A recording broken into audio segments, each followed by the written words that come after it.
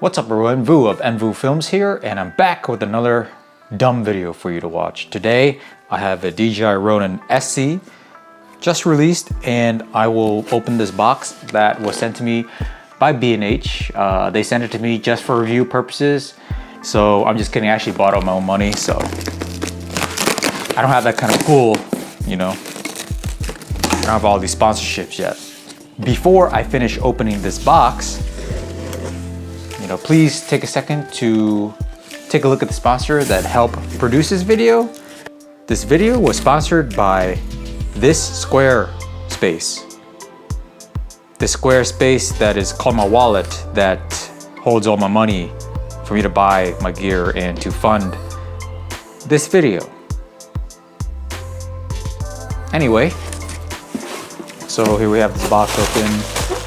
I'm going to pull out the Ronin box.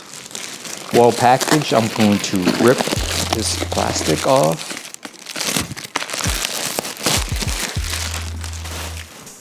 Take this box out the way. Significantly smaller than the previous, or the Ronin-S box.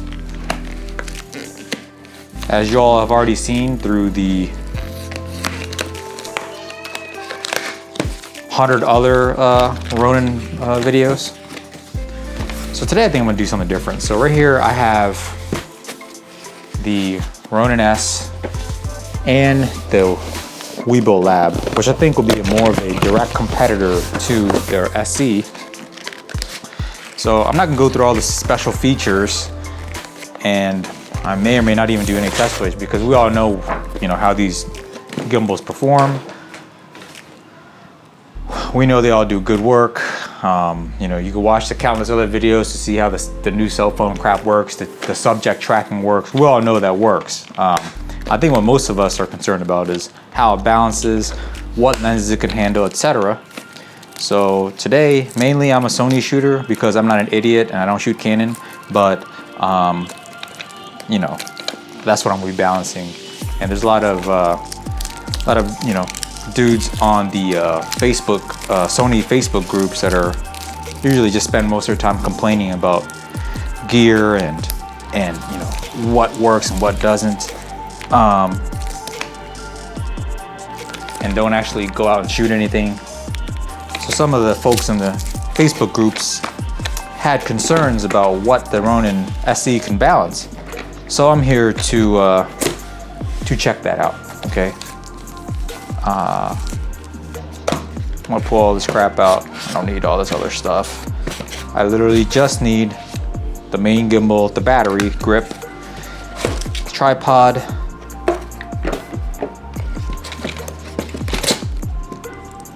and the mounting plate, which is significantly smaller than the one before.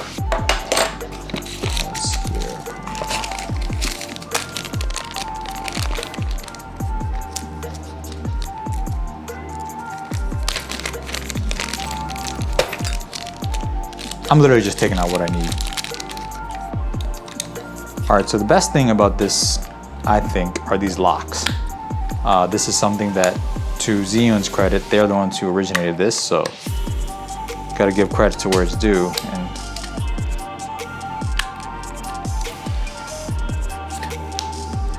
DJI kind of just copied it, but can't go wrong. So first, let's see the size comparison between the Ronin SC and the Weebill Lab, Zhiyun Weebill Lab. Still slightly bigger than, all right, so the Weebill is still the champion of compact gimbals, and for all the people who complain about the Weebill, I've had no issues with it. I've actually never even updated the firmware on this bad boy since I got it. It's on out of the box, and it's been working great, so I have no complaints about that. I'm gonna try to balance this thing with the 1635 G Master on the Sony a7iii. Because people are concerned if they got the Ru eye cup or what have you. I'm good at handling big things, big heavy things that are front heavy.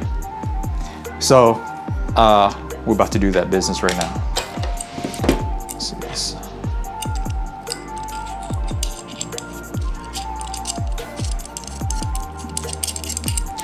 The way you should see these zoom lenses, because they're not fixed length, you always got to go to the middle. So in a 16-35, I usually set it at 24 millimeter.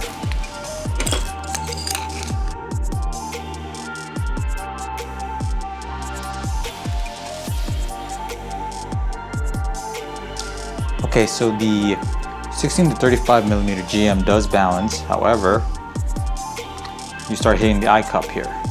So if you want like full use, you would have to remove the eye cup, but even so, it is rubbing. So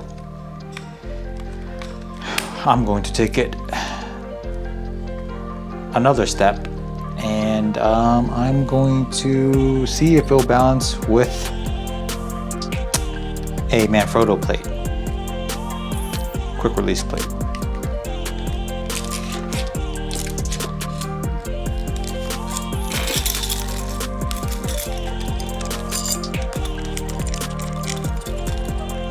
The biggest issue I had with Weebill Lab is that it could not balance the gimbal with the Manfrotto plate on it.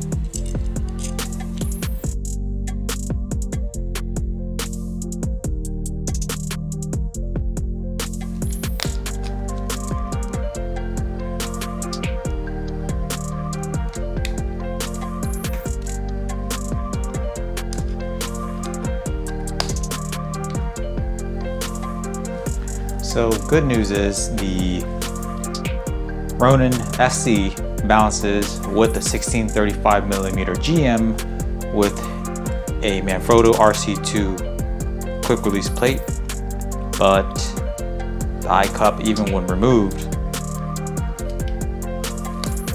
will still hit the back, which is actually fine with me because I do not tilt usually with this particular lens, so it's fine. When I do tilt, I actually tilt the whole gimbal up and down like this. So this is good. This is actually an improvement over the Weebill. So just from my experience with balancing gimbals, as you can see, I have a lot of them, and I've owned other ones in the past, Crane 2, Crane 1, Crane M, and all that nonsense. I have a pretty good idea of how this would balance, and I'm very happy that I can balance a 16-35 with the Manfrotto RC2 plate that I could not do on this. I was able to balance a 16-35 on the Weebill Lab, but I could not put any quick release plate on it, and I couldn't get to work. So the key is you have to make sure the RC2 is side mounted. A lot of guys would mount this in the back. It needs to be mounted to the side, which still works, and it's not a problem. All you gotta do is twist the quick release plate horizontally or vertically, whatever you want to call it. So yes, I'm glad it worked out. So will I be moving away from the Weebill Lab? No, I think I'm gonna keep it just because it has that underslung thing. But one thing which reminds me, I'm gonna have to try. That doesn't mean I'm not gonna keep the Ronin SC. I think I'm gonna play around with it, use it, see how it works. But I'm gonna try to see if this little mount works on the SC. This is what I use on the Ronin-S to give it like that underslung grip that the Weebill Lab and the Crane 3 does. So I'm gonna see if I could use this on the, it looks like I'm not gonna be able to be honest. Yeah, this is not gonna mount. Looks like I'm gonna have to wait for them to release something new. Yeah, this is not gonna work. Okay, so in case you're wondering, these little like mounts that they sell for the Ronin-S will not work on the Ronin SC. We know the SC can mount Sony mirrorless, and with some drawbacks depending on the lens you're using, like the 16-35, you can't do anything regardless if you remove the eye cup or not. But there's also probably a way that you could balance it otherwise. Like I said, right now I balance it for 24 millimeter. It could be different if it's balanced at 16. And this is without, I might be able to move it No. Yeah, so it really depends on what you're trying to do. Regardless, maybe if I mounted it at 16 millimeter or 35 millimeter, it won't be a problem. But you know, it's gonna hit the eye cup. So this is a deal breaker for some, but for me, I never like pan up, or I'm not gonna need to do like this twirl all the time. If I'm just doing like, let's say real estate or just like showing off a venue at a wedding, I usually tilt up and down with the whole gimbal, not by using the remote, because it's you know, it's not as controlled. So what is SC for and what is the S for? The SC is, like they said, is built for mirrorless. Sony's, probably GH5, Fuji, you know, the cameras are actually doing big things in the market, and Nikon. If you're still shooting with DSLRs and you can't mount your DSLR on this gimbal, the problem is yours. It's not DJI. DJI has a Ronin-S for you. You know, you can mount really big cameras in here. You can mount your old school Canon DSLRs, Canon 1DX Mark IV. You know, it's whatever's important to you. For some people, cropped in 4K, soft, warm skin tones, and a sore back is more important than sharp 4K, 120 frames per second, full frame, autofocus, all that jazz, and a much healthier back. You know, if you like a soft back and soft footage, you stick with your DSLRs and you stick with the Ronin-S. Don't get me wrong, I love the Ronin-S. It's great for certain things, bigger setups. You know, if we're gonna put a cinema rig on here, great. But if you're run and gun shooting, weddings, travel, professional shoots, you know, if you're not caging your stuff up, if you have like a really solid workflow of keeping things minimal, you go for the SC, which is for most of us. And for $439, even non-sponsored douchebags like myself can afford to buy it and have it delivered to my house for a YouTube review just so I get clicks. You know, I mean, I originally was gonna balance a bunch of lenses to try out, but I'm too lazy. Pretty much, I know that if I'm able to balance 16-35 GM with the Manfrotto RC2, like I said, it will probably balance every other lens that is this size or smaller for the Sony with the RC2. I believe Make Art Now on YouTube, he balanced a 135 GM, which is even bigger than this, on the Ronin SC with no problems. So this is a robust gimbal. I don't really care about all these extra features. I just need a balance, and I just need the stability when I need stable shots, and this is perfect. You know, so for all you big rig DSLR shooters, Canon 1DX Mark II, you know, let me know. Give me a call.